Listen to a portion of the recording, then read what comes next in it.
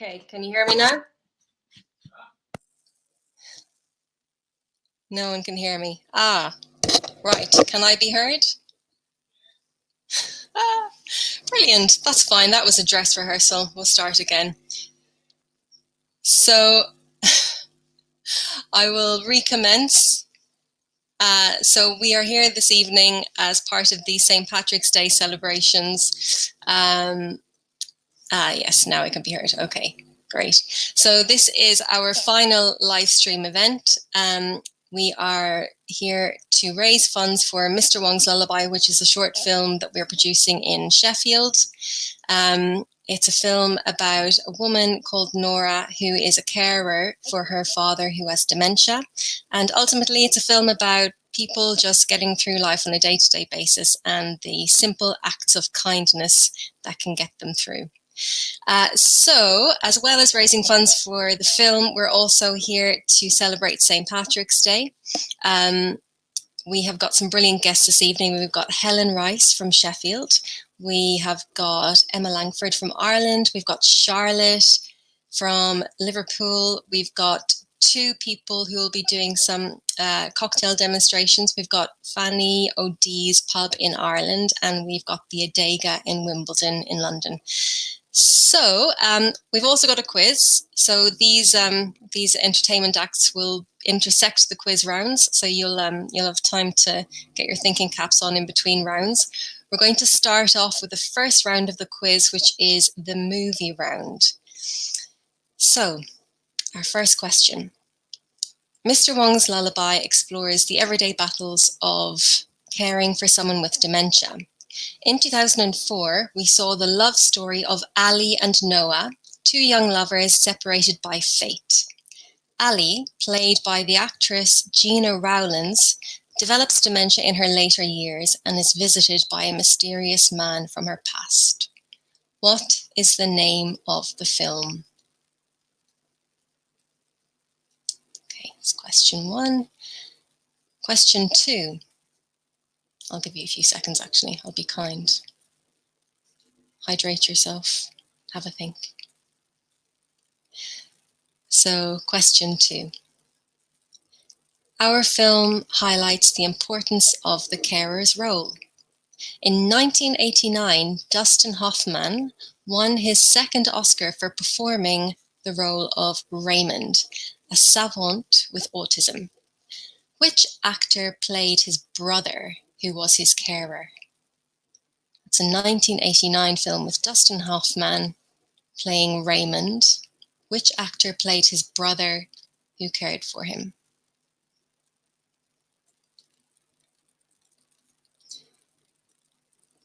Question three. Mr. Wong's Lullaby, our film, is about kindness. In the film It's a Wonderful Life, we meet George, a man who has given up all of his personal dreams in order to help others in his community in a huge act of kindness. Can you remember the main star of this film? Which actor was the main star of this film? And for bonus points, who was the director of the film? So that is It's a Wonderful Life. Who was the director and who was the main star? Question four. Our short film takes place in Sheffield. In 1997, a film set and filmed in Sheffield was one of the huge successes of the year, making $258 million at the box office, winning 1 Oscar and 4 BAFTAs. What was the film? It's a 1997 film set and filmed in Sheffield.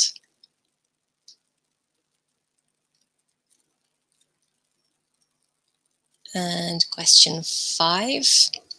So we are really hoping that our short film will go on to be developed into a feature film. The director, Damien Chazelle, before he directed La La Land, made a film about a drummer student and his strict mentor. This was based on his short film with the same name. What was the film? Directed by Damien Chazelle, a film about a drummer student and his strict mentor. What was the name of the film?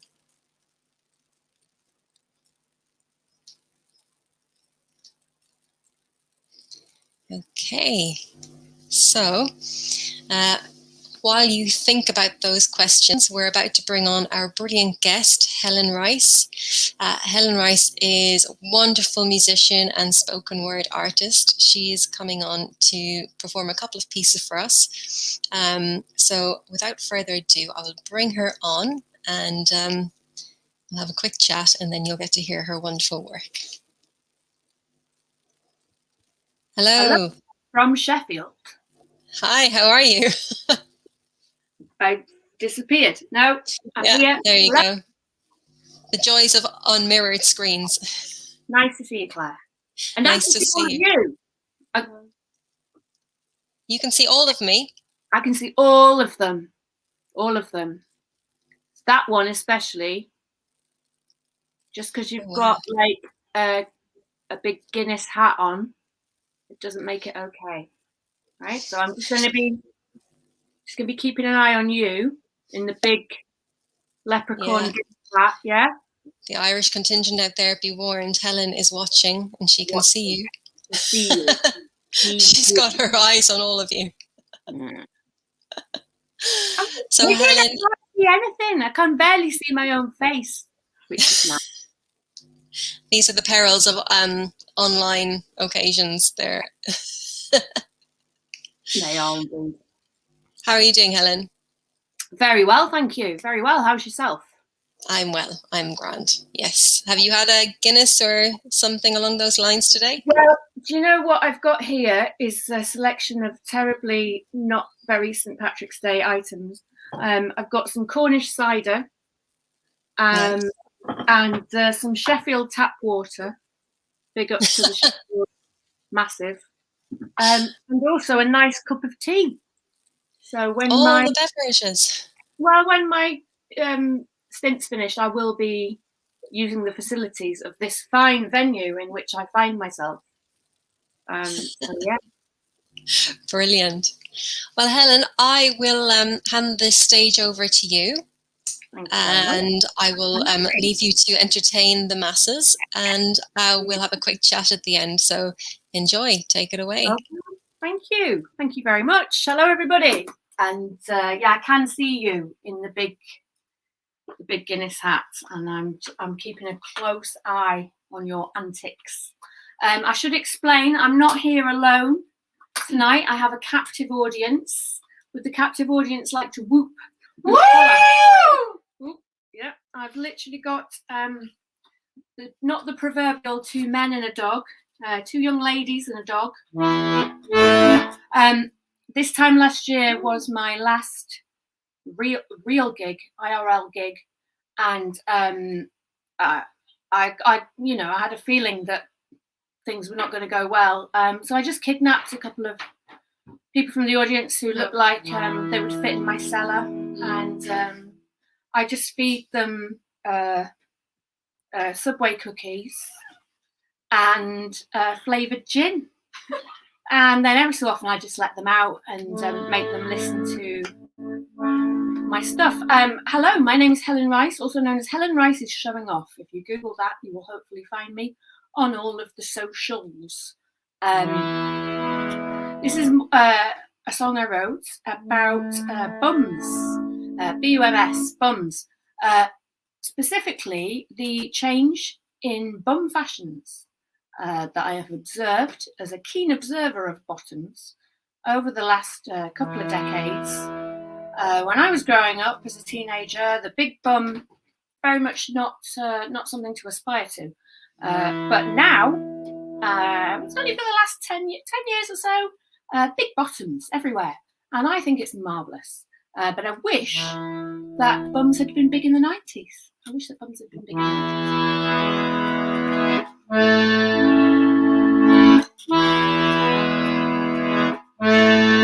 I wish bums had been big in the 90s. I wish bums had been big in the 90s. I wish bums had been big in the 90s. But bums were not big in the 90s. bums were not big in the 90s.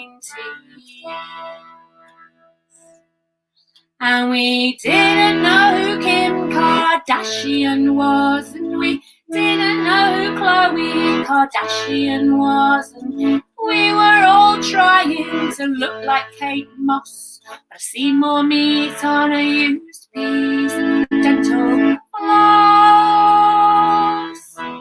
That's why I wish bums had been big in the 90s. I wish bums had been big in the 90s. I wish bums had been big in the 90s. But bums were not big in the 90s.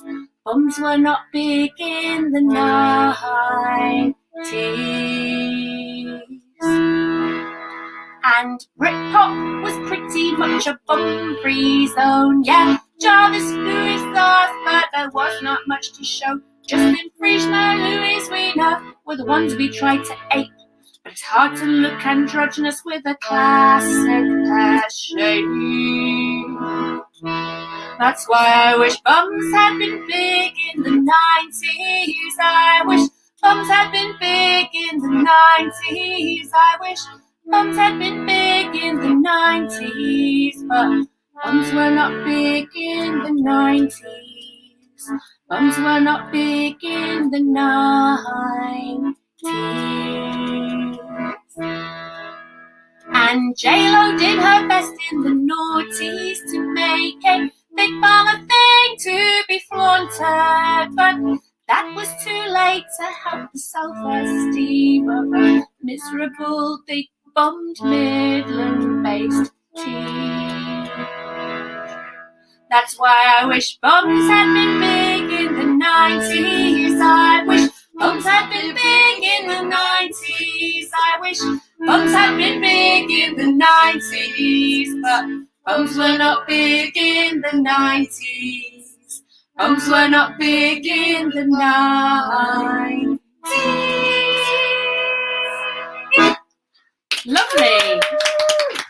Lovely, spontaneous joining in there from the captive audience. Thank you, captive audience. Along with songwriting of a nature and very bad accordion playing, I also regularly inflict my spoken word upon the Sheffield and surrounding scene. This is a piece written for a cabaret group that I enjoy being part of called Fish Pie Cabaret. We've been a bit quiet over the last 12 months or so. There's been this thing going around. I don't know if any of you have heard of it. Anyway, it's put paid to a lot of exciting things. But when we come back, it's going to be bigger and better than ever.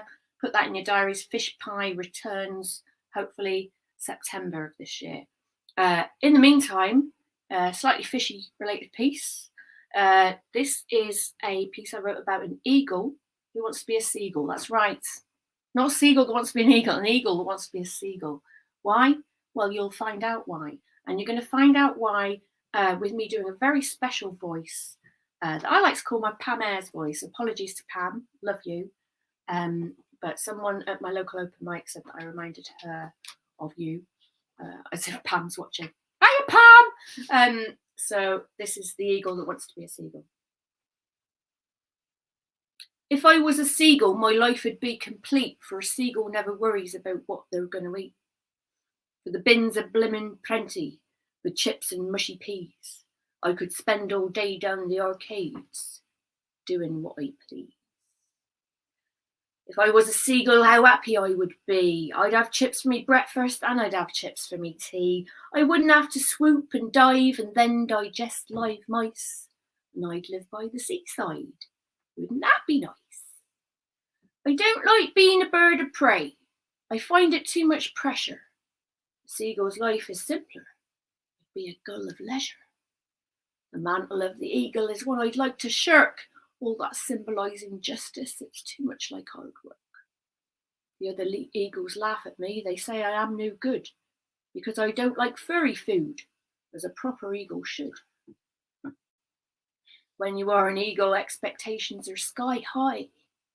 But I'm not a fan of killing, and I don't understand why I should take a little rodent's life when there's human food being wasted?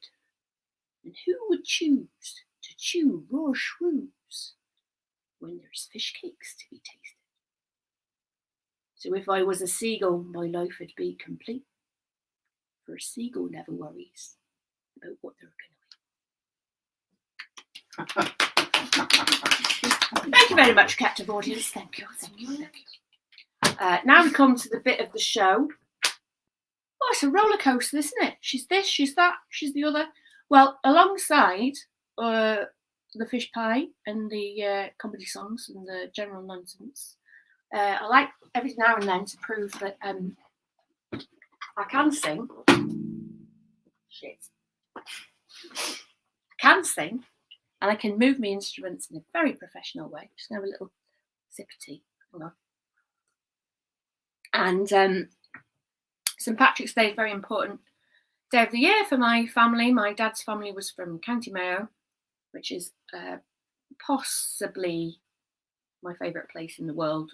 Really beautiful, beautiful county of Ireland on the west coast.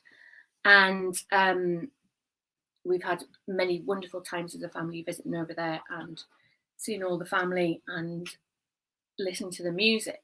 And this is, where's my other drink? This is one of my favourite Irish tunes. Well, I feel like I need to apologise to the proper Irish people if this is a bit of a cliched song to sing, but it is. It's a really lovely song, and it also has special meaning for me because my lovely partner, oh, it's a shame he can't be here tonight. My lovely partner and I were hoping to be married this year, and we have had to rearrange things several times. There's been this thing going around, I don't know, it's just a bit hush-hush. You probably haven't heard of it, but it's caused a bit of bother. This is She Moved Through the Fair. My love said to me, my father won't mind, and me mother won't slight you for your lack of kind. And she stepped away from me, and as she did say, it will not be long, love, till our wedding day.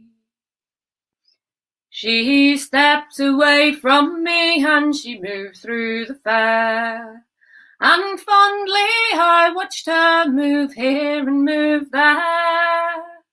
Then she went her way homeward with one star awake, as the swans in the evening move over the lake. The people were saying no to our wed, but one has a sorrow that never was sad. And she smiled as she passed me with her goods and her gear, and that was the last that I saw of my dear. I dreamt it last night that my true love came in. So softly she entered, her feet made no din.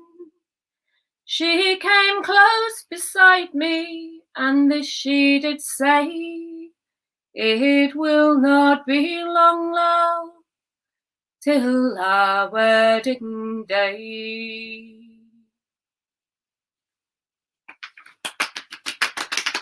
Thank you, captive audience. Thank you very much. My partner, oh, it's a shame he can't be here, isn't it, audience? Yeah, it's a real shame. Yeah, I don't know where he's got to.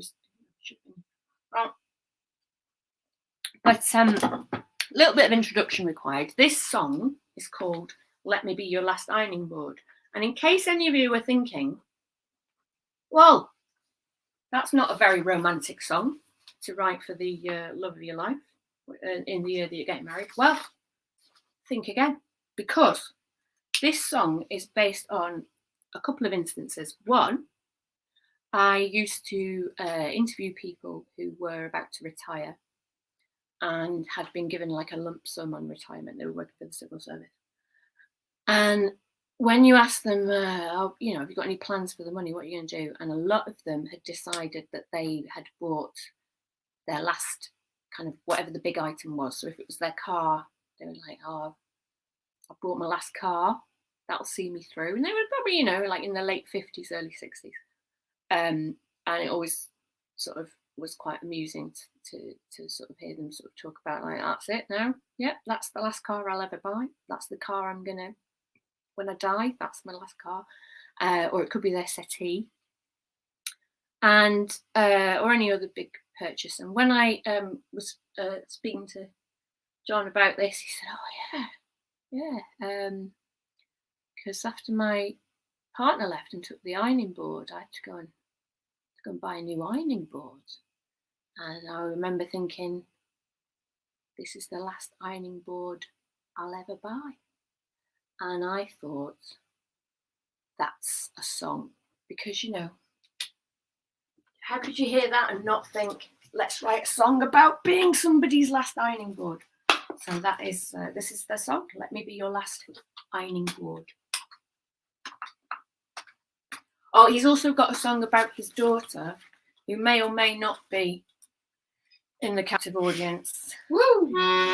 Yeah, you have to make a noise. They can't see you. Yay! Yay! But in the song, she's a fetus because she wasn't born yet. But now she's an adult human being who I keep in my cellar and I feed gin.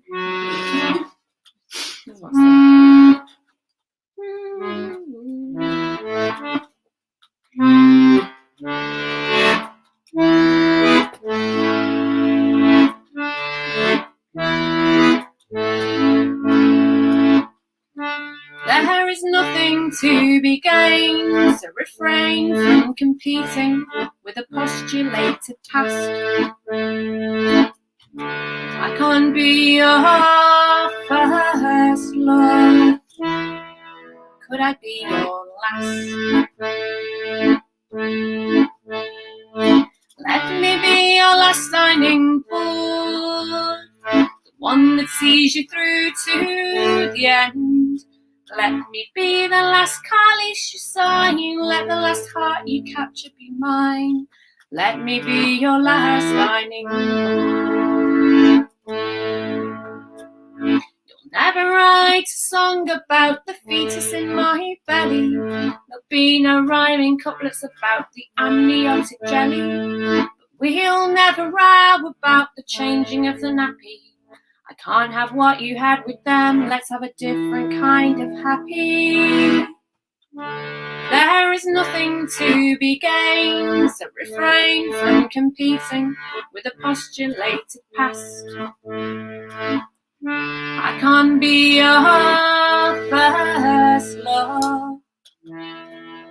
Could I be your last? Let me be your last ironing board, the one that sees you through to the end. Let me be the last carpet you'll ever have to lay. Let me be the last one you invite to stay. Let me be your last ironing board. And if a fig had grown in the river dawn, then will you let me be your September song? Let this be our final fandango, our last lap of the floor, as we dance the terminal tango, edging slowly towards the door. Let me be your last ironing board, the one that sees you through to the end. Let me be the last oven for which the manual you read. Let me be the last property for which you signed the deed. Let me be your last ironing board. Let me be your last ironing board, the one that sees you through. Oh, I don't really care if I never iron again, but I'd like to be not ironing with you.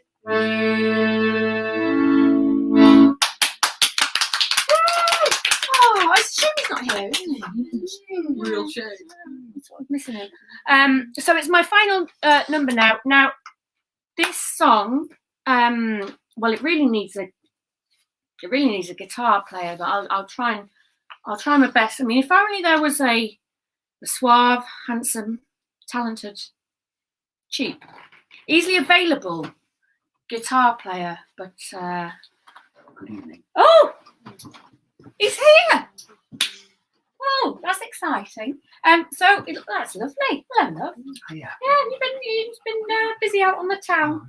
Oh, it's so busy out there, isn't it? With all the things that are going on. Things going on. Oh, non-stop. The dog's really excited that you've turned up. I know. Hiya. Oh, come on. Is he in shot? Otherwise people think you're just like being weird. Oh, he's coming. Oh, here we go. Oh. Yeah. Hiya. Everybody likes to see bedding. This song is called I Don't Want to Zoom With You.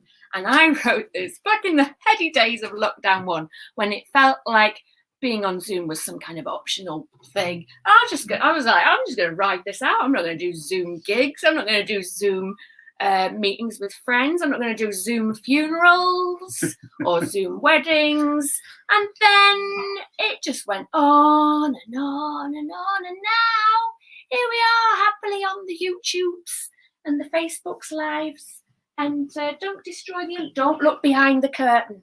Don't look behind the curtain. It's like Wizard of Oz. Do not look behind the curtain. There's just a little man there pressing buttons. I don't want to Zoom with you. Get off, dog. Okay, you can go now, Bedo. Bedo.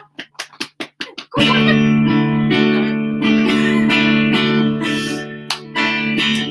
Sing along. I don't want to Zoom with you. Please don't take it personally. I've decided that it's just not my cup of tea. I want to Zoom with you. Please don't take it personally. Made up my mind, that's not you, it's tea. I quite like doing Zumba with you in the church hall, but trying to do it in our living rooms is no fun at all. I'm sick of shifting the settee, and when I get the fluorescent tassels on my bum, the kids laugh at me. And I enjoy bumping into you in a music venue, or listening to your tunes on the music scene. But that doesn't mean I want to watch you on a tiny phone screen. I don't want to Zoom with you. Sing it, girls. Please don't take it personally. I've decided that it's just not my cup of tea. I don't mind nattering with you by the school gate, and we always have a laugh at the school face when we run that tombola together, because the prizes are so naff. But even if we open a mini bottle of Prosecco simultaneously and celebrate surviving another day in this weird lockdown way, I don't want to Zoom with you. Please don't take it personally. I've made up my mind, that's not you, it's me. Our local craft night is fun because we meet in the pub and show each other what we've done since we were last in the pub. Oh my god, I miss the sofa. I really miss the pub. I hope one day our normal lives can resume. But until then, unless it's for work and it absolutely cannot go in an email, I do not want to. I don't want to Zoom with you. Please don't take it personally. I've decided that it's just not my cup of tea. Instrumental.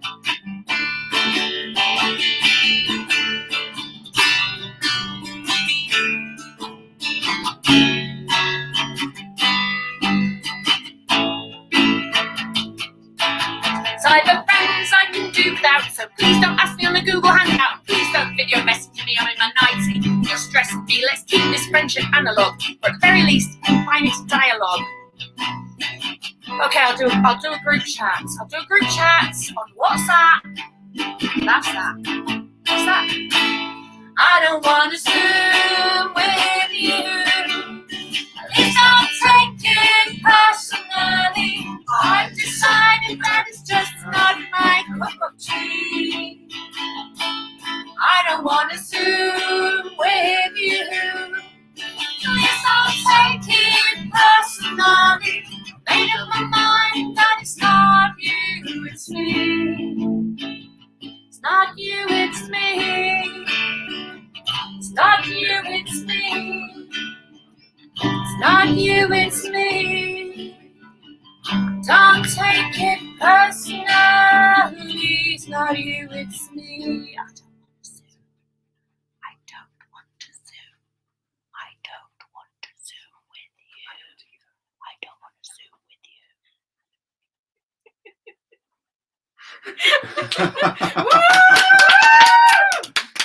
Happy St. Patrick's Day, everybody. Please donate to Mr. Wong's Lullaby. It sounds like a fantastic film, close to our hearts. Sheffield, dementia, we're all over that, aren't we? Is that us? Yeah. Oh, we're on the YouTube. Hiya, Claire. Oh, we can't hear you again, Claire. Press the button that makes you have a voice. Hiya! Can you hear me now? Yes, we can. Loud and clear. That was amazing. Thanks so much. Very relatable. I think we're all a bit zoomed out now. Unless it's for a good cause. Yes, exactly. And then we bring it all out. Yeah, absolutely. Fantastic. So, Helen, you crap in that quiz, by the way. I reckon I've got 1. Oh, really? Yeah. Don't doubt yourself. Wait for the answers. Buff, but quite sure. We had to make them difficult. We can't let you guys off easy. No. I like that. I like that spirit. Get the brain going, before it turns to mush during the lockdown. Helen, you told me a little bit about yourself and about your own kind of connection with dementia, which was really interesting, both on a personal and academic level. Can you tell us a little bit about that?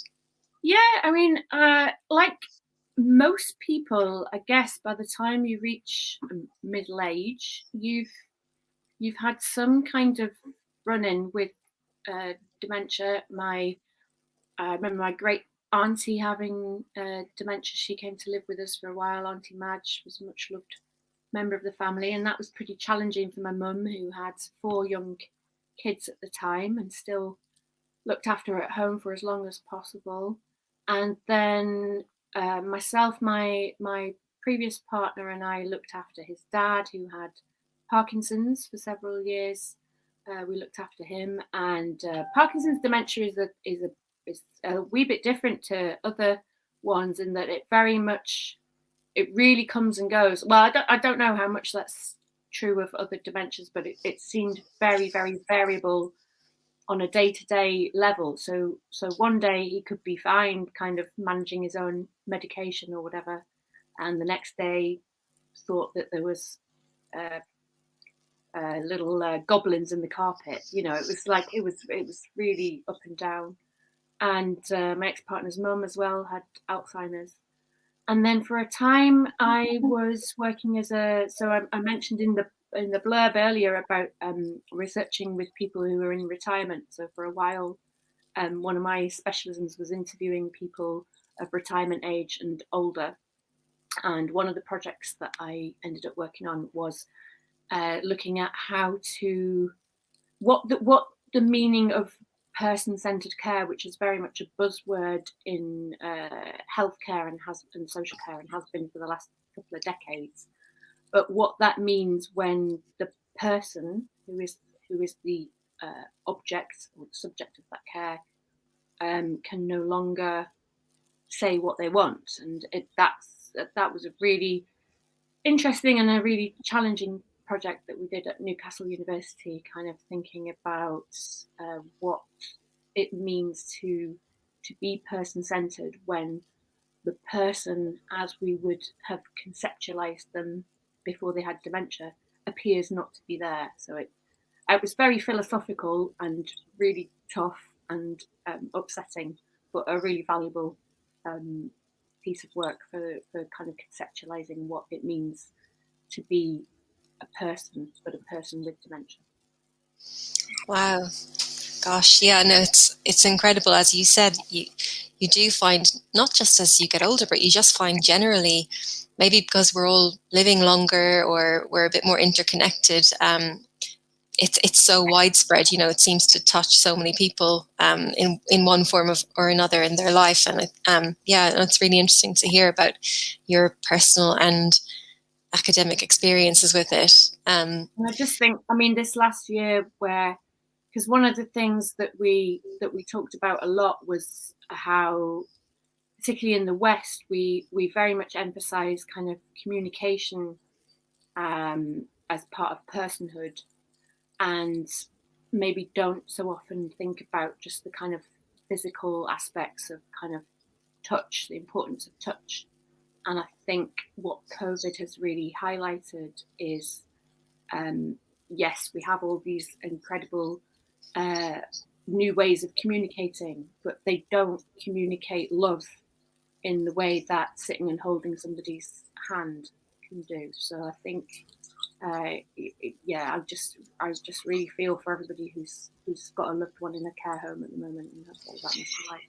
Yeah, no, absolutely. I mean, it's, as you said, communication is brilliant and technology is brilliant, but there's something different about just being connected to someone. I think, if anything, this year has brought that home to all of us in a greater sense, and definitely for anyone with a loved one in a care home, or for anyone in a care home, I think it's been extremely challenging this year.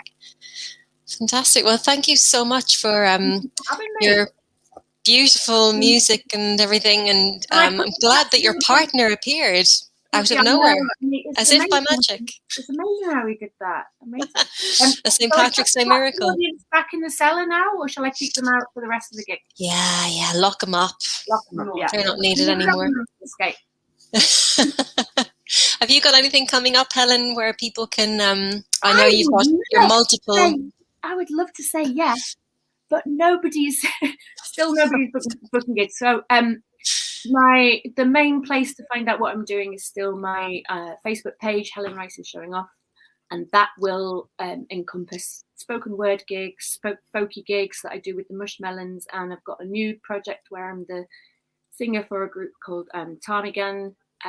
But we haven't even rehearsed, we haven't even met each other yet. We just started formulating it literally a year ago, so it's been a whole year of emails of like, can we meet up yet? No, we can't meet up yet.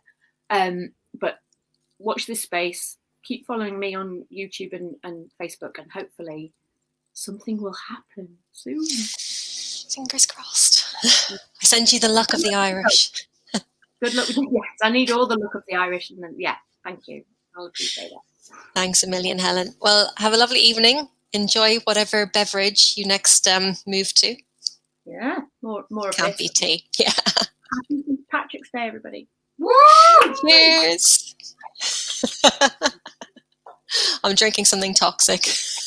Good. Take care, Helen. Hey? I said it doesn't look like Guinness. What are you drinking? No, it's a mojito, but it's got a little bit of extra green food colouring in it. Yeah, it's been infused with shamrocks. Yeah, it's full of iron. That's what we want to hear. All right. Take care. Bye.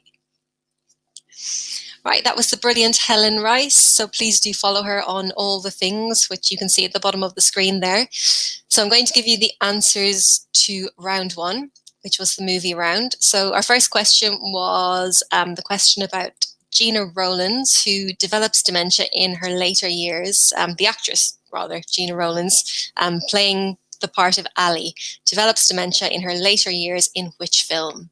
The film was The Notebook. The second question. In 1989, Dustin Hoffman won his second Oscar for performing Raymond. Which actor played his brother who cared for him? The answer was Tom Cruise. Question 3. In It's a Wonderful Life, George has given up his personal dreams to help his community. Who was the director and who was the main star? So the director was Frank Capra and the main star was Jimmy Stewart. Our fourth question. The short film that we're making takes place in Sheffield. In 1997, a film set and filmed in Sheffield was one of the huge successes of the year. What was the film?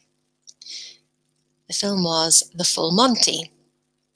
And question 5. Damien Chazelle made a film about a drummer student and his strict mentor. This was based on a short film with the same name. What was the film? The film was Whiplash. Okay, so if you got any of those right, you deserve a pint. And if you didn't get them right, have a pint anyway, or whatever you're drinking. So we're now going to have Charlotte coming on. Charlotte is the makeup artist for Mr. Wong's Lullaby, and she's going to be doing a little makeup demonstration. So I'll bring her on for a quick chat. Hello, Charlotte. Hi. Hey, how are you doing? I'm good. How are you? I'm good, thank you. Happy St. Patrick's Day. Happy St. Patrick's Day. I am loving the flag. Oh, thanks. Went all out. Yeah, you went more out than I did. All I've got is red hair, but yeah, that'll do. Yeah. So you're going to be doing a demonstration of shamrock for us on your hand. Is that right? Yeah. So I'm gonna do it on my hands. I do normally do it. I normally do a lot of creative stuff on my face, but I've had an allergic reaction, so I can't use anything on my face today, unfortunately. So I'm hoping that I'll be able to demonstrate properly, and you'll be able to see it of me doing it on my hands. But if we do have some time, I will do a little lip demonstration as well. Fingers crossed. Brilliant, fantastic. Well, I will disappear and hand the screen over to you, and enjoy, everyone. This is going to be potentially useful for you, not this year because there's no parades, but going forward when we go back to having parades, you'll be able to do some really lovely St. Patrick's Day themed face painting.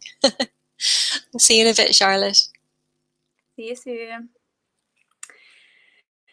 So hi everyone, so thank you so much for tuning in first of all. So I'll try and make this as easy as possible so that you'll be able to follow.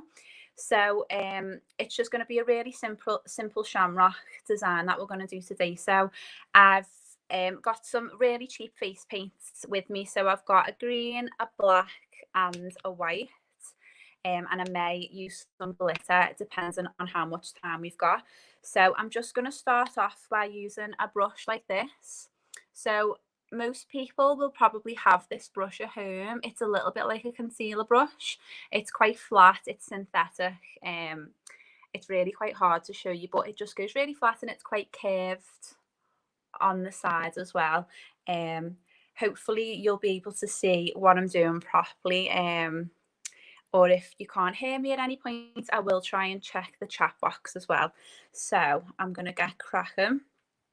So I'm just going to start off with the white first of all, as this will, this is more of like a fancy shamrock. So like normally you would just use the green, but we're going to use a mixture so that we've got a little bit more detail and a little bit of a gradient colour. So hopefully you can see this okay. So we're just going to start by drawing. I will lower this a little bit, hang on. Hopefully you can see a bit better. So the easiest way to describe it is just to start by drawing 3 love hearts, and you want to really allow the brush to kind of do the work for you. Sorry, I know that this is really bright. Is that a bit better? Hopefully. So I'm going to start off by doing the first love heart shape and just bringing the brush down a little bit. This is like much harder than what it probably looks because I'm having to do it backwards, but just bear with me. And then the other little love heart. So I'm literally just hang on 1 second, I'm pressing the brush like this and allowing the brush shape to kind of give me that heart detail. 1 sec. Oh. Okay, so first little heart, I'm just bringing it down. And then from here, you want to just do the same again. Hang on, I'll try and show you. So you're doing, just pressing the brush and bringing that down again as another little section of the heart. So this is going to form the leaves of our shamrock. And then again. So you can start to see it's starting to take a form. And don't worry that this is white at first. We are going to colour this in a second. And then just the same again. So pressing down and press again. And just bringing that together. And don't worry if it's not perfect to start, because we're going to fix that up a little bit later, but you can start to see it's beginning to form. We've got 3 little love hearts. I'm just going to fix this a little bit. So that we started with the white, so next we're going to go on to the green, because obviously we need to make our shamrock nice and green. It's going to be quite a light turquoise green today, because that was the only face paint I actually had in my kit. So you just have to bear with me, but I promise I'll make it work. So now what we're going to do is, where it's white, we want to just start making it green, but from the top of the leaves. So this will all make more sense in a moment. But as I say, don't worry, it doesn't need to be perfect. So we're just colouring in the top of the leaves. You can keep the bottom white at the moment.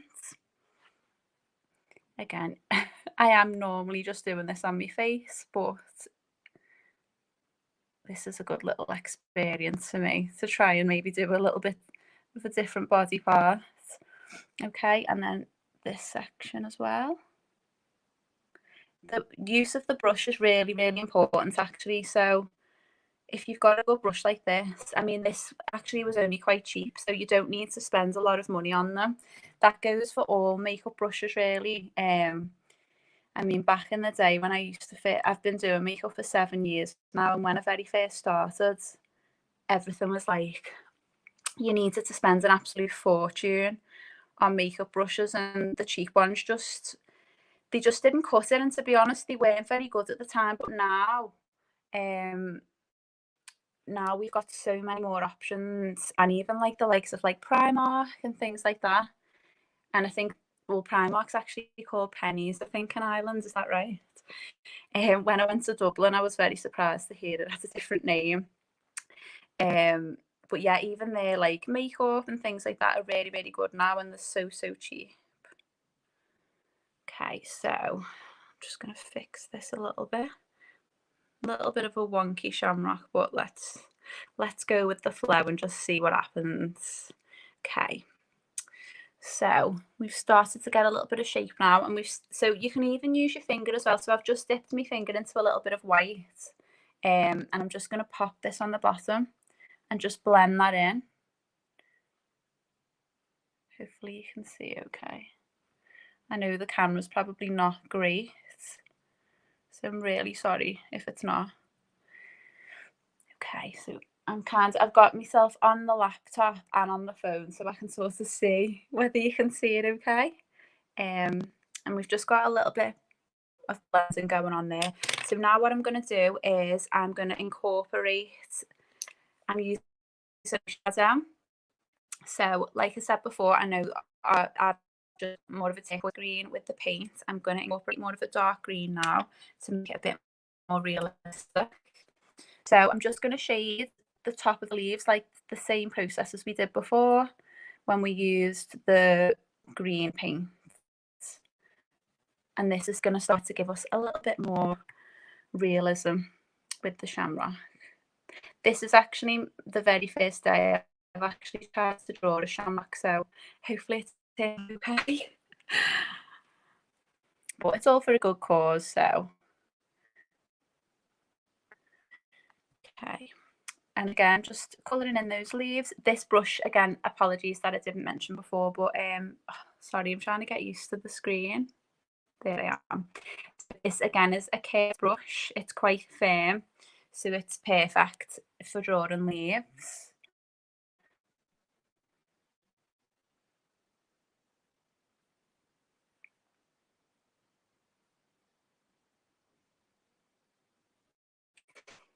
Okay, you can see it okay.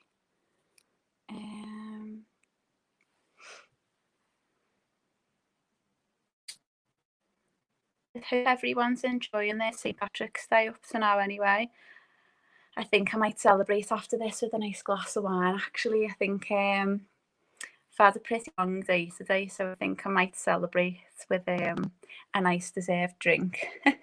Right, okay, so you start to see we're taking form. So next we're going to start with our detail. So I'm going to use this brush. This is actually a paintbrush. It's super, super, super thin. If you've ever had your nails done or anything like this, this tends to be the brush that they'll use because it's very, very good for fine detail. So we're going to use the black now. And this is where it can all go wrong. So I'm just kind of praying that this works. Okay, so I'm going to go from the bottom and I'm just going to start to outline our shamrock. Again, this will be at the start, but it's the process and I promise it'll come together. So normally when I do something creative, I like to kind of get inspiration just from things I have lying around the house. Sometimes it depends.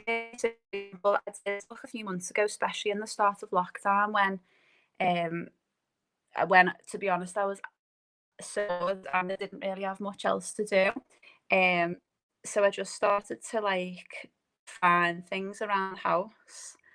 So I did like a really jazzy kind of mermaid type look because I'd been the beach a few days beforehand and I'd collected some shells, so I kind of seen the shells and just thought, you know what, like let's do something like this. And I also do you ever remember, sorry, I almost forgot that I'm actually doing this. I think we call them dolly beads in Liverpool. I don't know what everyone else might call them, but they're like the candy necklaces that you would wear as a child, and you can eat them and things like that. Well, someone bought me a pair, like one of them, years and years ago, and I'd still had it. And I thought, you know what, I can actually make a nice makeup look with this, and it was really popular. So I just basically stuck loads of dolly beads. I mean, I don't even know whether that's what they're called, but that's what I'm going to call them for the sake of this. And yeah, it actually went down really well. So sometimes if you feel like being creative, I think the best thing to do is just make it up and just find what you can find. Any household utensil is always quite good. Sorry, I'm not like showing this on the camera very well. So we've just got our outline now, and then we're literally just gonna separate each leaf by bringing this black down a little bit. Okay, and then do the same at the bottom. I'm really sorry if you can't see it very well, but it's a bit of a challenge to try and do from this angle, but I think it should be okay. You see it okay. Let's try the other side. I'm really excited to actually visit Sheffield. I don't think I've ever been, so I'm looking forward to visit and seeing what it's got to offer, and hopefully there'll be a little bit more. I think it'll be a lot more like open and vibrant as well. The time that we actually get to do the filming, so I'm looking forward to that. Okay, can everyone see that okay? I'm just going to check the chat. Oh, amazing, Emily, I'm glad that you can see it well. And I've just read that we've just hit 10,000 on Indiegogo, which is absolutely amazing. Thank you so much to everyone who has donated and to help So it's such an amazing story. It's such an amazing short film, and I'm just so honoured to be part of it. And I really related earlier with the story about dementia, actually, and I think as Helen and Claire were discussing before, it does really, I mean, especially the older you get, you do start to experience people in your life who unfortunately do go through things like that. Like personally, my nan had Alzheimer's, and it's just so scary how quickly it can happen. And yeah, it's really sad, but it's definitely an important subject to discuss and to kind of bring a light to, and overall important kindness can be. Okay, so we can start. Can you see that okay? I nearly forgot the bottom of our shamrock, so I'm just going to add that on. And find one of my brushes. Okay, so really simply just add a little bit on the end.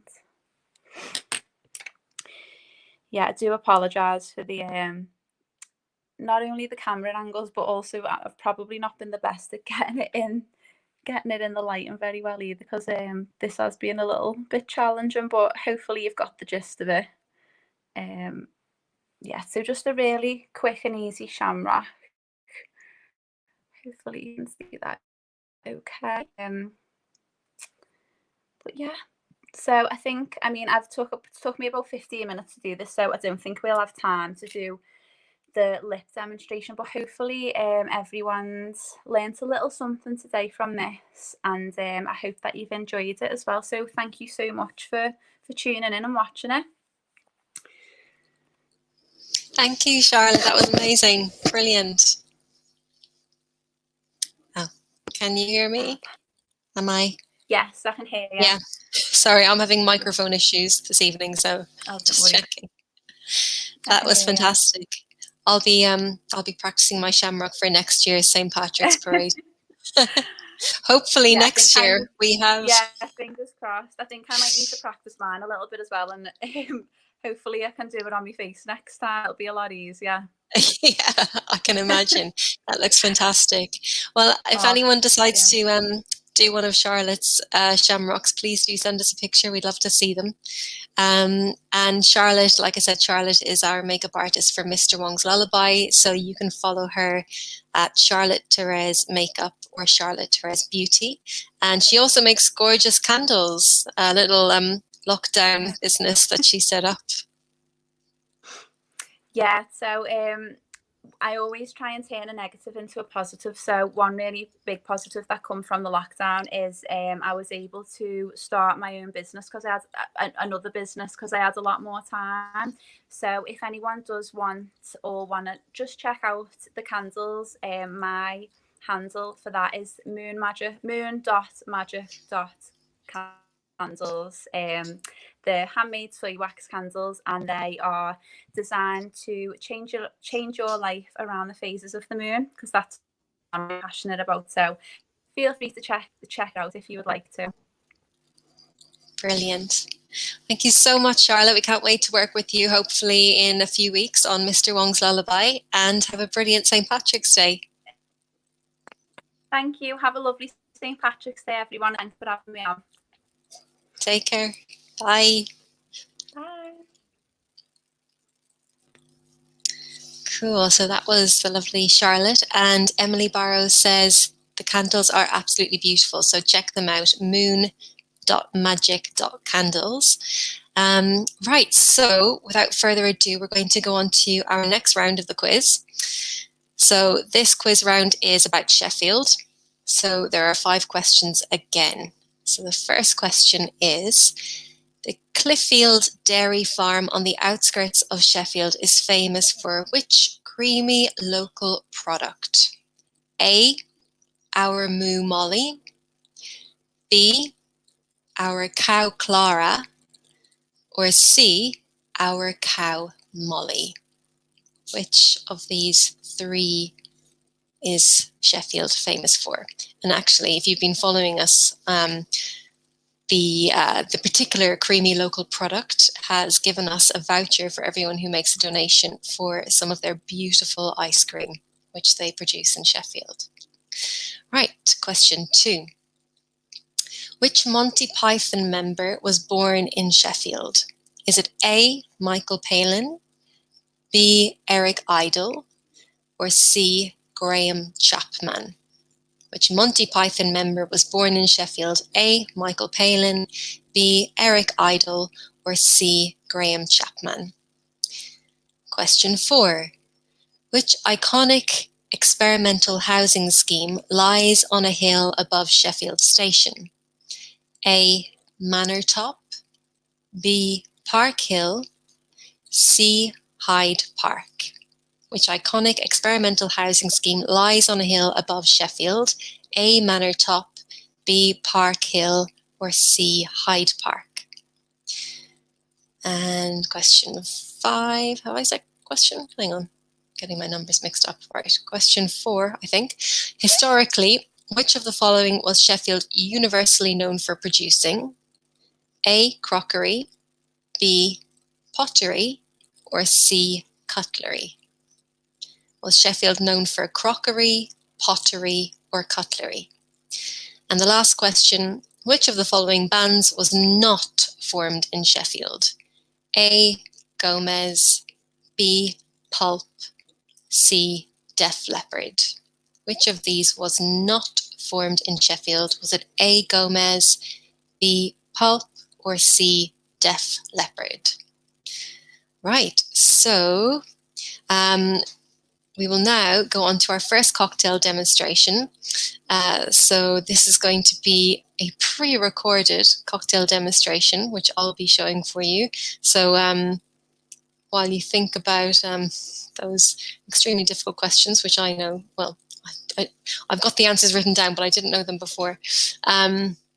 You can have a think about those whilst watching our first cocktail demonstration, which is from Carlos at the Adega in Wimbledon, and this is his house cocktail, and it's the, well, it's a sort of a tiki cocktail, but we've put an Irish twist on it, so feel free to replace the mint with shamrocks if you like.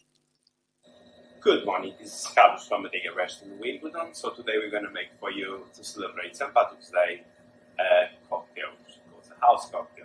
So we have Wong rum, triple sec, Sophomore pineapple, kiwi, fresh mint, brown sugar, and crushed ice. We already crushed the ice, so we're going to start with the cocktail. Put a little bit of ice in there. 50 ml of the Wong rum inside, a little bit more from it. 25 ml of the triple sec. Okay. And we're going to add the brown sugar into the shaker, a little bit of mint. I'm going to take the passion fruit seeds, the bowl, so the fresh passion fruits. We have 1 whole passion fruit.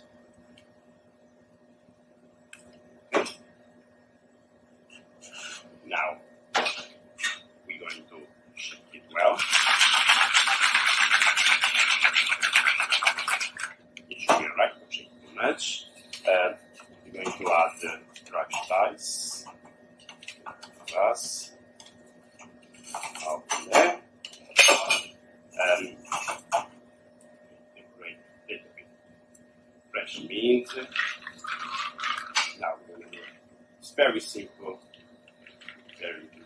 So just give it a little breeze, then take it off, and put it all together there. You can leave the scoops.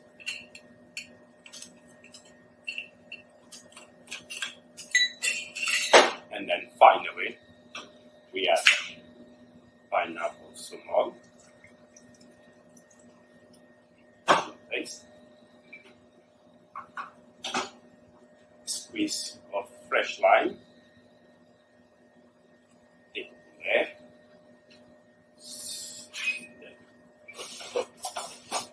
Stir it a little bit.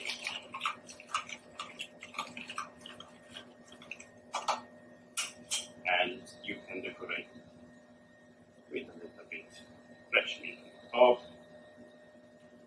top, fresh lime in there.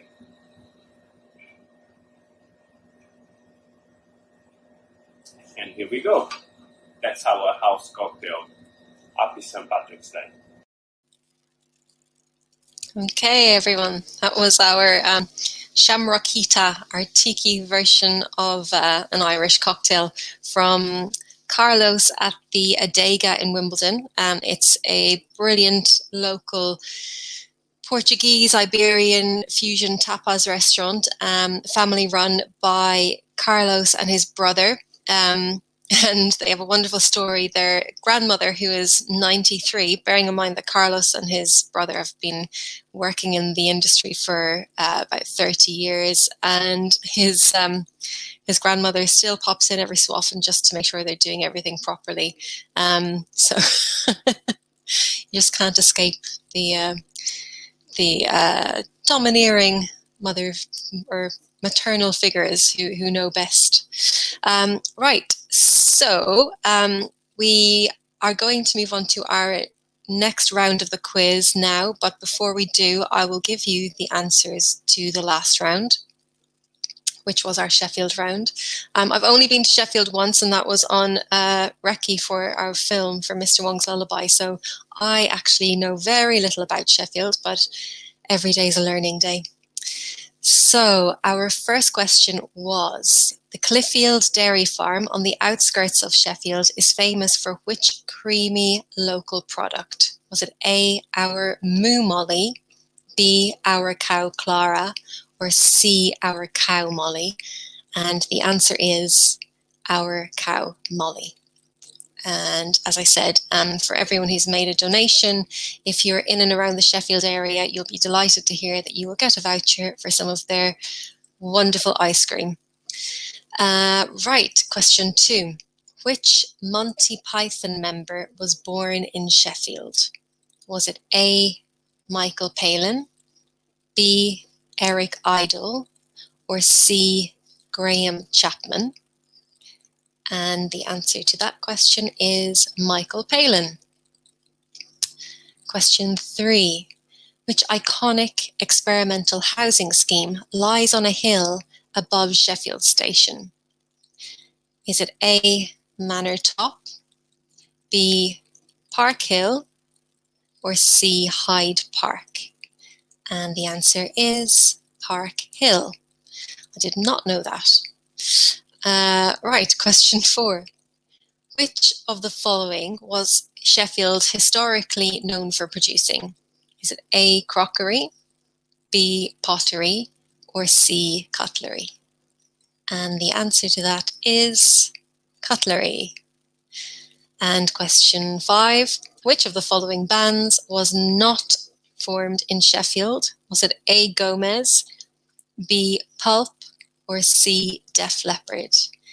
And the answer is Gomez. I've heard of one of those bands, not the others, so yeah. Hope you're all doing okay with the quiz rounds. Let us know how you are getting on. Are you finding them tough? Are you finding them easy? Is the Guinness or the cocktail or the drink of choice helping you, or is it hindering you in your quest for quiz domination? Right, so let's move on to the next part, which is our second cocktail demonstration. And this is from the lovely Martina from Fanny Deas, which is a gorgeous pub in Ireland. So I will bring this on, and this is another video. They've pre-recorded it for us just because Wi-Fi can be tricky.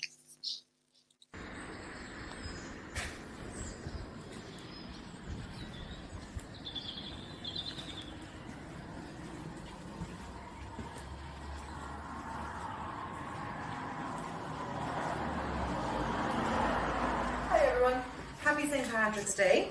Welcome to Fanny and Deas, one of Ireland's oldest family-run pubs and home to the famous egg flip. The egg flip is a famous drink that has been passed down from generation to generation from Fanny and Deas herself. It's a beautiful, hot, luxurious drink with either brandy, whiskey or Baileys in there. The whiskey version is extremely popular with our guests, and that has inspired what we're going to do for you today. Unfortunately, I can't show you what's in the egg flip or how to make it because of the fact that it is a secret recipe. But what I will show you today is our take on an Irish coffee. So many of you may be familiar with the Dalgona coffee. So this is our version of that with some nice Irish whiskey. So what you're going to need is coffee, black coffee, sugar, ice, milk, and some good Irish whiskey. So for today we're going to use this JJ Curry whiskey, which is a local Clare whiskey. It's really, really lovely, but you can use any good Irish whiskey that you have at home. So what we're going to do is we're going to get 2 tablespoons of black coffee, add it into our jug. We're going to get 2 tablespoons of sugar, so it's equal measures of everything. Add that into the jug there. And we're going to get boiled water, again 2 tablespoons, and we will add that in, and then we are going to mix that up. So bring that over here to show you guys. So we're going to mix that up really well. I'm not going to do that now because it's going to take about 5 minutes to whisk by hand, or you can use a beater if you have that at home. So you want to get really nice velvety stiff peaks on that, and I actually have one here already. So this is the mixture that you're looking for. You want it to be able to stand by itself. So you're going to get your glass, 2 ice cubes, you're going to pour some milk about halfway up, then you're going to add your lovely whiskey, and again whatever you have at home you can use away on that, and you can be as generous as you like with your measure. So we're going to pour that in there. We're going to reserve a few little droplets of the whiskey as well. And you want to mix that really, really well. So you want to get the milk mixture with the whiskey and the ice incorporated there. And then we're going to go back to our lovely velvety mixture here. We're going to spoon that out into the glass like that. It's really luxurious. You want to get a good few tablespoons of that on top. Now the ratio of milk to mixture is really up to yourself. So some people like a lot of the mixture, some people don't. So when you make this a few times, you'll see what way you like that. Okay, so that's beautiful. We're going to remember the little bit that we had reserved. We're going to just pop that on top there, a few little extra droplets. And I think you're going to really enjoy having this today on St. Patrick's Day. So have a wonderful day, everyone. Sláinte. Brilliant. I will definitely be making one of those. That looks absolutely gorgeous. And thanks, Martina, for creating that for us. I've officially crowned her the Nigella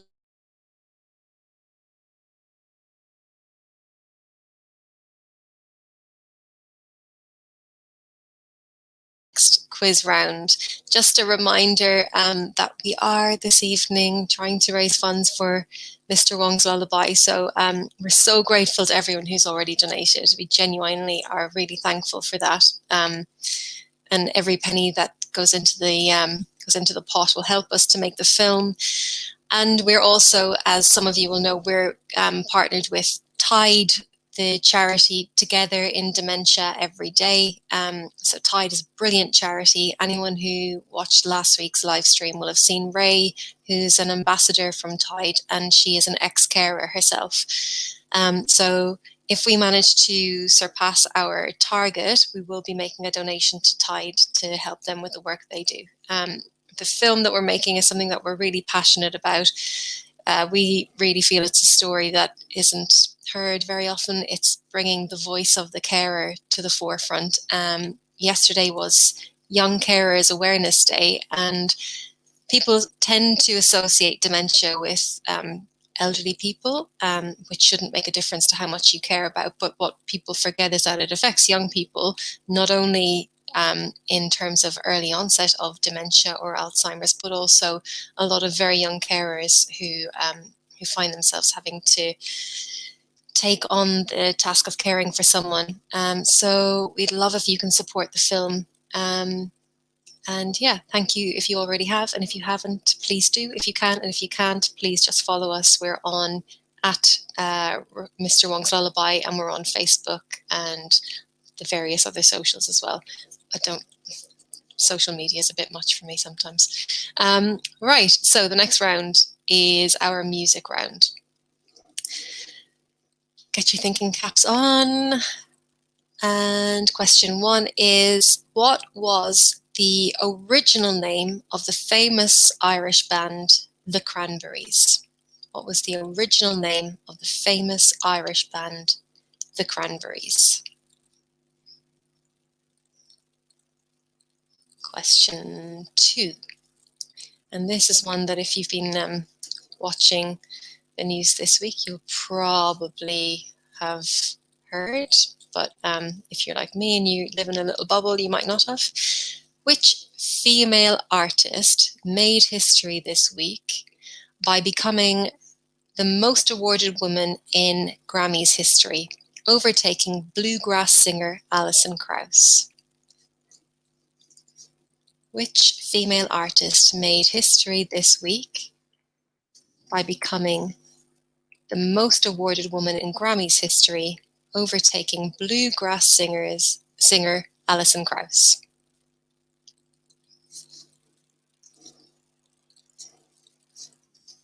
Question 3. Which member of the Beatles claims to have failed 2 choir auditions at school? Which member of the Beatles claims to have failed 2 choir auditions at school?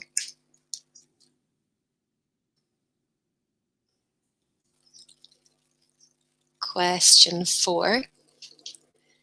Reginald Kenneth Dwight is a musical artist better known by which name? Reginald Kenneth Dwight is a musical artist better known by which name? Kenneth is not a name that I know of.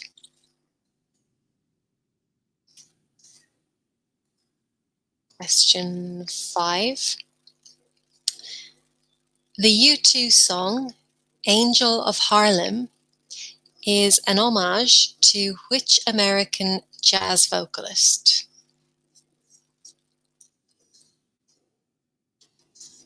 The U2 song Angel of Harlem is an homage to which American jazz vocalist?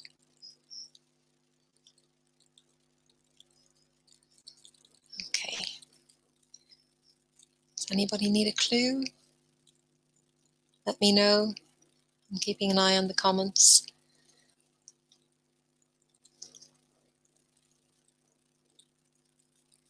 So that is our 3rd quiz round, our music round.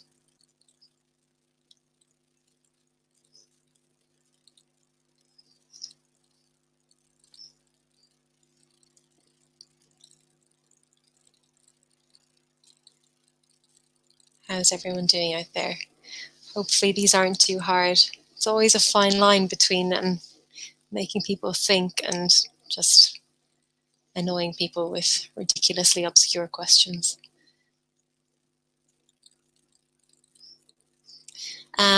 So just a reminder also for anyone who's watching tonight that we are doing a giveaway. So we are giving away one of our lovely Rookie Films t-shirts to anyone who's donated since the weekend up until today. And I'll be doing a draw in a second.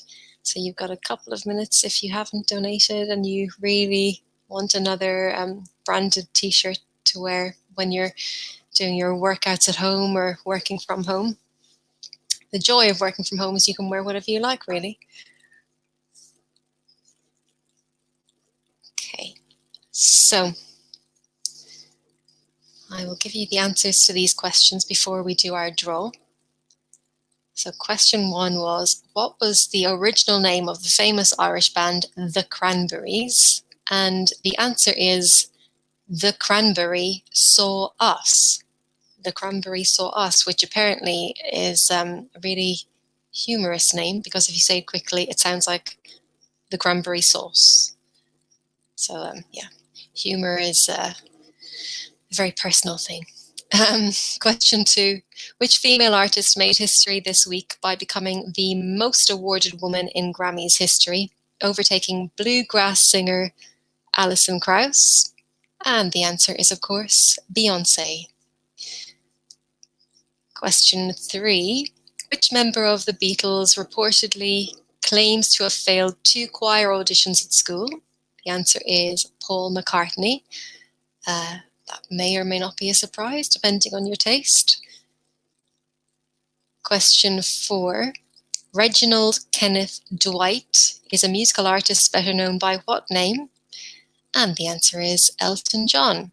And actually, I learned today he has another middle name, which is Hercules. I don't think it's a self-appointed middle name, but you never know. Question 5, the U2 song Angel of Harlem is an homage to which American jazz vocalist? And that answer is, of course, Billie Holiday. And they refer to Lady Day in the song, referring to Billie Holiday.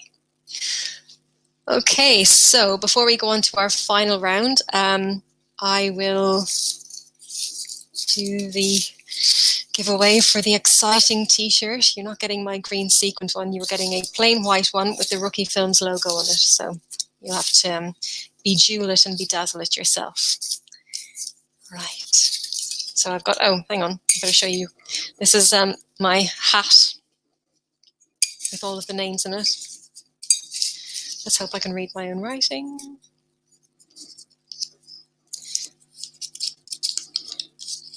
And the winner is Helen.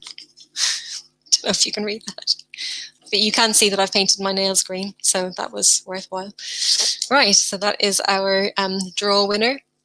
Right, so let's go on to our final round of the evening. And this is, of course, the Irish round before we bring on our final act of the evening, who is the Irish woman, Emma Langford.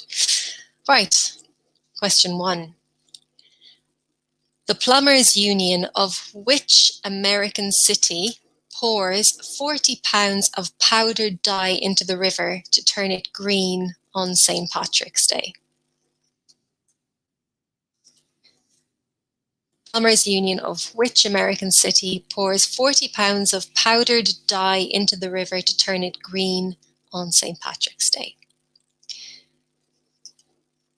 Question 2. In which year did Michael Flatley and Jean Butler stun the continent, and the world even, with their Eurovision Riverdance performance? In which year did Michael Flatley and Jean Butler stun the continent with their Riverdance performance? And that was an interval act for the Eurovision. Question 3.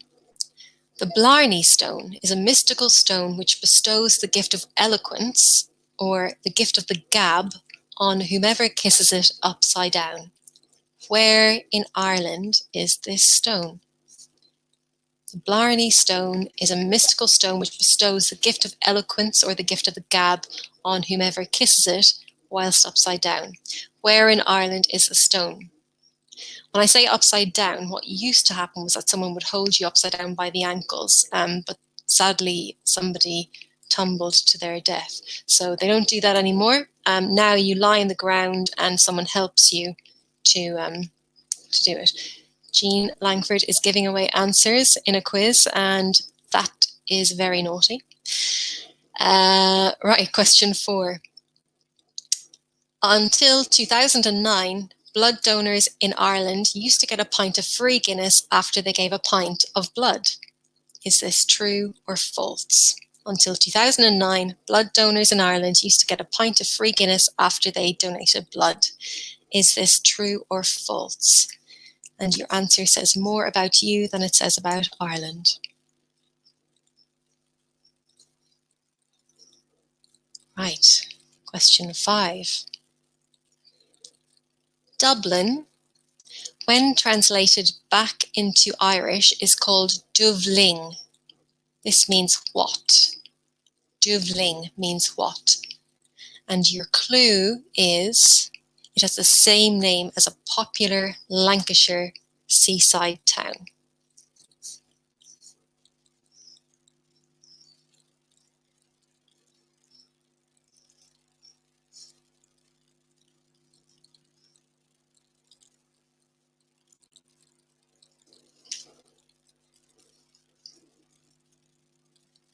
Dublin, when translated back to Irish, is called Dublin. This means what in English? Dublin means what? Your clue is it has the same name as a Lancashire seaside town.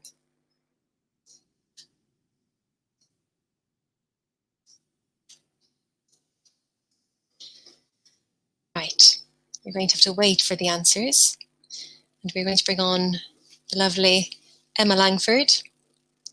Hello. Hello, how's it going? Oh, she's been on the whiskey, lads. I have, but also, not only that, but I just gave out to a bunch of teenagers, so. Right, first of all, right, gave out needs to be explained for our non-Irish contingent. So gave out is to Scold? tell off, scold? Yeah. I think tell off probably in non-Victorian language. Yeah. Yeah, there's a bunch of teenagers on the roof in our, so I'm in an apartment and there's like another block next to ours and they've got a little roof and a bunch of teenagers climbed up on their roof and can now get out from there through our fire escape. So I just gave them a proper fist shaking and they all fecked off. So that's great. Happy days. Yeah, delighted. What more do you want on St. Patrick's Day? I really embrace my full like fishwife energy. Like very much dumped a bucket of like laundry water on them and was like, get out of here, I'm calling the cops. And they scarpered. Bless. That's the main thing. I got a message from our neighbour saying there was some kids on the roof and I was like, I'm on it. I've got this. I am just out of a whiskey tasting.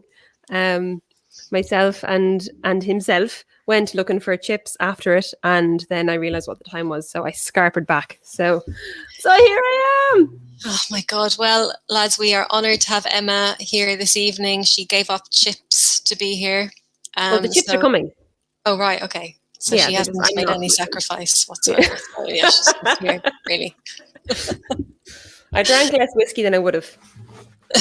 Okay, thank you for that.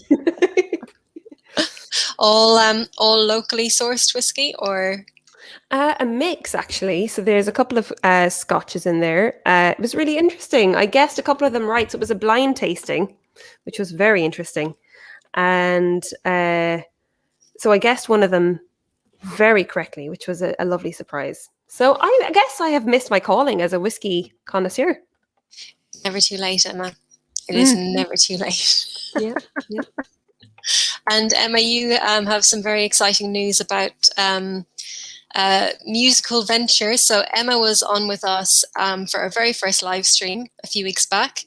And she, at that point, was telling us about her musical venture that she was embarking upon. And today she released a music video and they had airplay at the weekend for Colours, the musical / concept album. Can you tell us a bit about what's going on there? Yeah, so Colours is a gorgeous concept album. It's written by a London-based composer who's only 21, which makes me sick. She's written like 6 musicals already, and this is just one of them. And it's about a kind of a fantastical Irish monarchy that were banished from the island of Ireland, which is all very topical on Paddy's Day. And so 600 years after them being banished from the island of Ireland, the map to their island called Crowyarrick is refound and the English find their way to the island again. And this English frigate have decided to take over the island. So the character I'm playing, Aidan Cara, the last Irish princess, falls in love with the English captain Cassidy, and they together have to find their way to the other world, to find the Sword of Light, to rescue the people of Crowyarrig. And in the end, well, I don't want to spoil it too much actually, because it might be made into a film, so I'll be careful. But yeah, they fall in love, and Aidan has to make a decision between this man that she's fallen in love with and her own decision to protect her people of Crowyarrig. So that's where we're at. Today we released another song from it, which is called Let Me Go, which is the point when Aidan and Cassidy have made a decision to say goodbye to each other to protect the people of Crowyarrig. So that's where it's at. It's all coming out as a full album on all streaming platforms on the 9th of April. Amazing. So we can all keep an eye out for that on Emma's, the gram. Mm-hmm. At E Langford Music. Anything else to tell us about Emma? Anything? I have very good news. The chips have arrived. So I can smell them from here. I want to know how everyone watching takes their chips. I take mine absolutely destroyed in salt and vinegar. Like I generally ask them to poison me. So I'd love to know how everyone else takes their chips. Yeah, it's a tricky one, isn't it? Because sometimes the vinegar, the smell is almost, you're kind of like, you open them and you're sort of shrouded in vinegar, which can be a disturbing experience. But yeah, guys, tell us how you take your chips. Are you a garlic chip and cheese type of guy or gal? So Emma's desperate for her chips, so we will let her sing for her supper. Someone called the Galty says, whiskey and chips, you're a disgrace. And I say to them, you're a disgrace. Yeah. I mean, I would like to explore that. The Galty, please delve into it a bit deeper whilst Emma sings and explain where the sense of disgrace comes from. Yes, extrapolate, please. I'm going backstage. You can sing and then you can have chips. All right, that sounds like a plan. Enjoy, everyone. Okie dokie. So I'm going to do a song called Demon Darling. Demon Darling is partly about alcohol, largely about making mistakes over and over and not learning. Donkey Fords, Ray Carney has commented saying, Donkey Fords has corrupted me in regards to salt and vinegar. I want to know what you mean, Ray. We went to Enzo's because I'm a big Enzo's gal.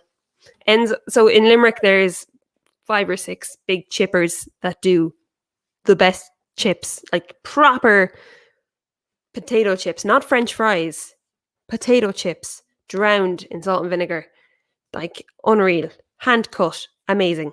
So Ray, I want to know, Donkey Fords has corrupted me in regards to salt and vinegar. What does that mean? What does that mean? All right, this is a song called Demon Darling.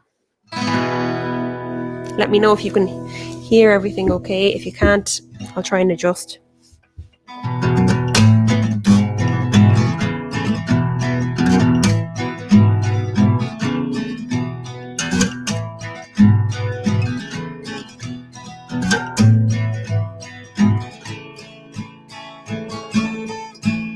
You fell into his arms that night. I watched as you gave in to vanity and loneliness and all your buried thoughts of him. And darkness overcame you as you tangled up in the sheets. Oh, what a tangled web you weave.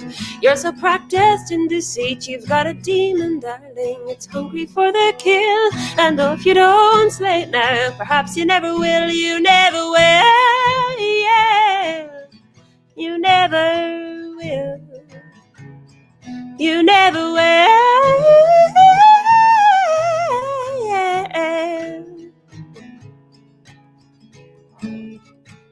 You followed him out of the dark to where your eyes could meet and danced to music in your head. Toe to toe you shared a beat, so easily you drifted into some adopted dream where nothing else existed out beyond your blinding streetlights beam. You've got a demon, darling. It's hungry for the kill, and though if you don't slay it now, perhaps you never will. You've got a demon, darling. It's hungry for the kill. Oh, if you don't slay it now, perhaps you never will. You never will. Yeah. You never will. you never will.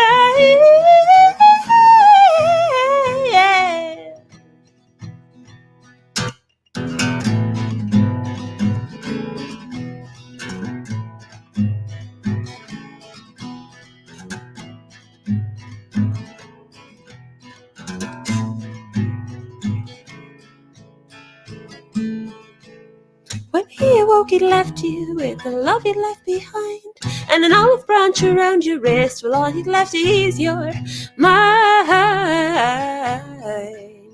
When he awoke, he'd left you with the love he'd left behind, an olive branch around your wrist. All he'd left is your mind.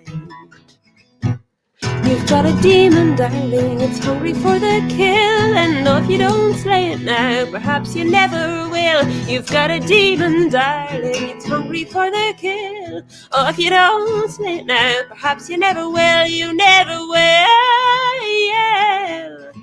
You never will. You never will,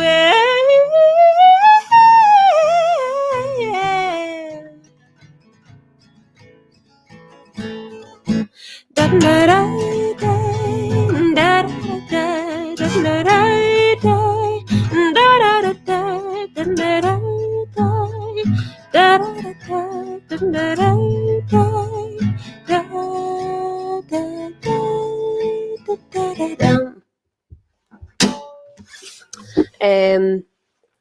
I think Claire wants me to play 2 songs, so I'm going to play 2 songs, unless Claire comes in straight away right now and says, no, only 1 song. You can only do 1. Any sign of Claire? No, okay. I will do 2 songs. So the second one I'm going to do is an old favourite in the Irish folk circle. It's called The Lakes of Pontchartrain.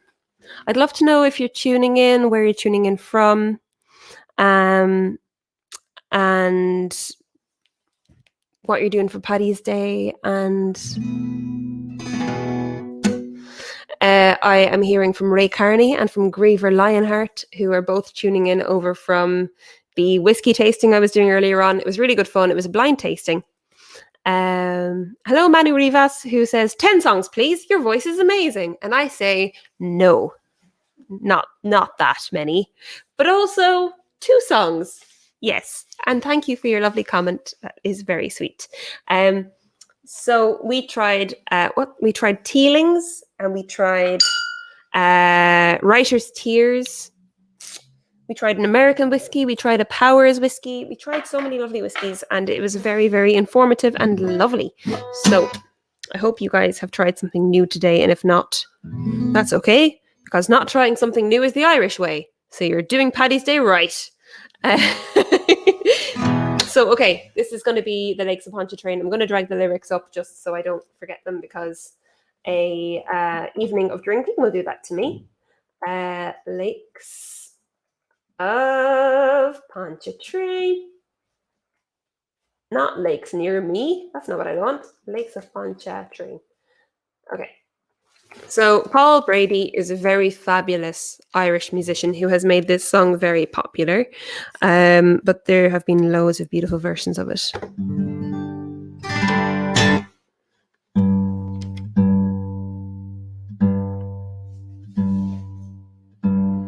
I was taught this version by a wonderful musician called Alan Colfer.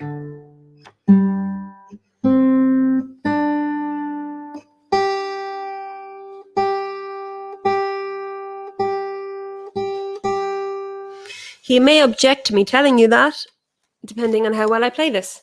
So we'll see.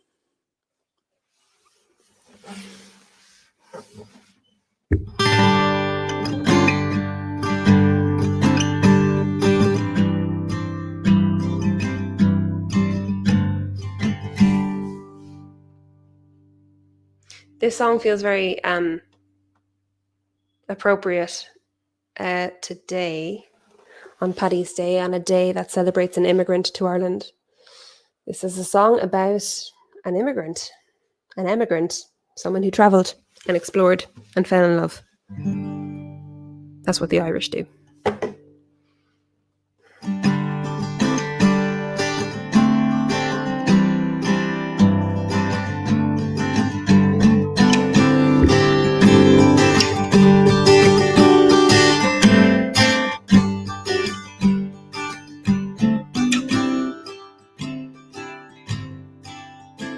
'Twas on one bright March morning I bid Orleans adieu, and I took the road to Jackson Town, my fortune to renew. I cursed all foreign money, no credit could I gain, and I fell in love with a Creole girl on the lakes of Pontchartrain. I stepped on board a railroad cart beneath the morning sun, and I rode the roads till evening, and I laid me down again. All strangers, they're no friends to me, till a dark girl toward me came, and I fell in love with a Creole girl by the lakes of Pontchartrain.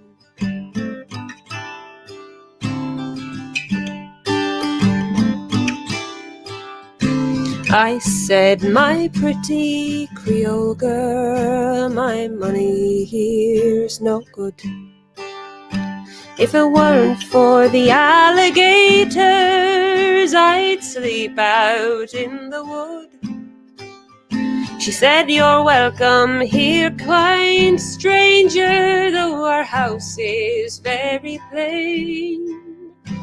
But we'd never turn a stranger out by the lakes of Pontchartrain.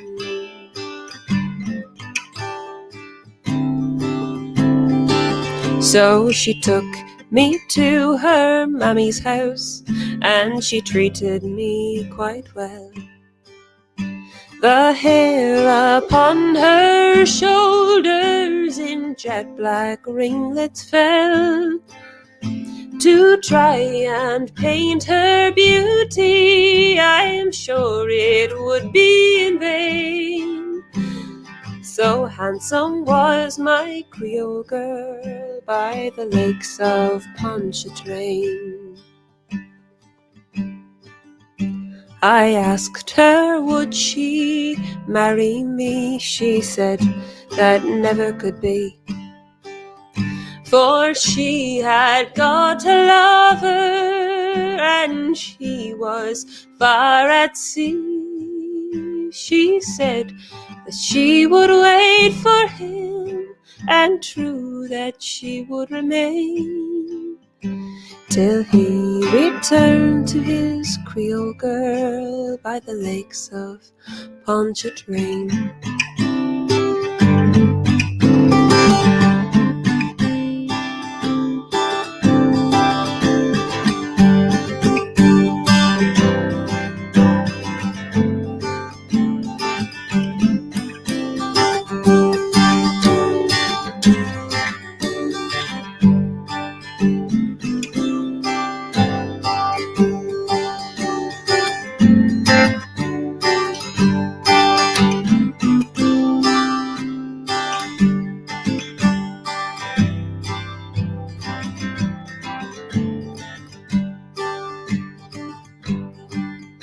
So it's fare thee well, my Creole girl, may I never see thee more.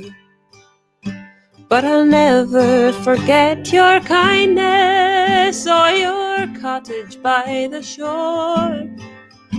And at each social gathering, a flowing glass I'll drain, and I'll drink a health to my Creole girl by the lakes of Pontchartrain. And I'll drink a health to my Creole girl by the lakes of Pontchartrain. And I'll drink a health to my Creole girl by the lakes of Pontchartrain.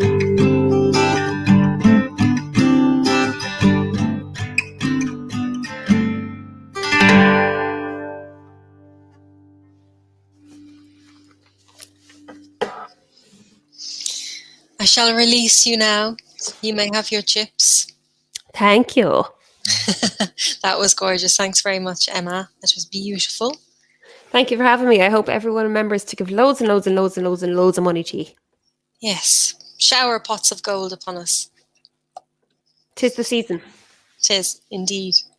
Cool. Thanks a million, Emma. And we shall speak to you soon. Well, I will speak to you soon. Well, more than likely, yeah. For everyone else, yeah. Take care. Bye. Bye. Right, everyone. That was herself, young Emma from Limerick in Ireland, singing beautiful tunes. So we have come to the end of the evening, and I almost forgot that I haven't given you the answers to the last round. So I will do that now. So our first question from the last round, the Ireland round, was: the Plumbers Union of which American city pours 40 pounds of powdered dye into the river to turn it green on St. Patrick's Day? The answer is Chicago. Chicago. That was me not really doing a Chicago accent, just saying it in a weird way. Interesting fact, the dye is actually orange and then it turns green in the river. And I do believe they have still done it this year, despite encouraging people to not gather or frolic due to the that which shall not be named. Question 2. In which year did Michael Flatley and Jean Butler stun the continent with their Eurovision Riverdance performance? The year was, of course, 1994. And that was an interval act which stole the show from the Eurovision. Right, I'll say nothing more about Eurovision. I'm sure everyone's missed it this year. Question 3. The Blarney Stone is a mystical stone which bestows the gift of eloquence or the gift of the gab on whomever kisses it upside down. Where in Ireland is the stone? Cork-by. It is in Cork-by. You cannot say Cork without saying by after it. That's an Irish thing. Question 4. Until 2009, blood donors in Ireland used to get a pint of free Guinness after they gave blood. True or false? True. They did. It was then deemed somewhat unsafe to give people a pint of Guinness when they might be feeling a bit shaky and may potentially be driving home after giving blood. So you now just get a biscuit, which seems like a real disservice to people giving blood. But anyway. And question 5. Dublin, when translated back to Irish, is called Dublin. This means what? Clue is it has the same name as a popular Lancashire seaside town, and the answer is Blackpool. Dublin means Blackpool. Right, so let me know how you all get on. I hope you didn't find those too difficult. I hope you enjoy the evening.